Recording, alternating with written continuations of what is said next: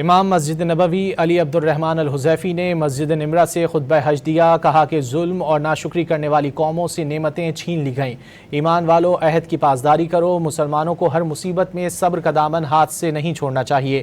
یہ بھی کہا کہ کسی بھی ایسے عمل سے گریز کریں جس سے وحدت کو نقصان پہنچے۔ اللہ نے فرمایا، اور جس نے اللہ کے ساتھ شریک ٹھہرایا تو گویا وہ آسمان سے گر پڑا، اور عاجزی کرنے والوں کو خوشخبری سنا دیجیے انہیں کہ جب اللہ کا ذکر کیا جائے تو ان کے دل لرز اٹھتے ہیں، اور انہیں جو بھی برائی پہنچے اس پر صبر کرتے ہیں۔ اللہ کی اطاعت اور تکلیف دہ آزمائشوں پر صبر کرنے کی وصیت ہے۔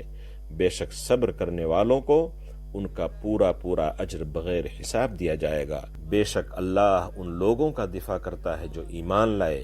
یقیناً اللہ کسی خیانت کرنے والے ناشکرے کو ہرگز پسند نہیں کرتا۔ اللہ کا یہ فرمان بھی ہے، کتنی ہی بستیاں ہیں جنہیں ہم نے تہو بالا کر دیا کیونکہ وہ ظالم تھیں۔ حج کے دوران نہ گناہ کی بات ہوگی، نہ جھگڑا، نہ شور و ہنگامہ، نہ سیاسی نعرے اور نہ گروہی اختلافات، بلکہ صرف اللہ کے سامنے عاجزی، رسول اللہ صلی اللہ علیہ وسلم کی پیروی، ظاہری و باطنی پاکیزگی، عہد کی پاسداری اور حقوق کا احترام ہوگا۔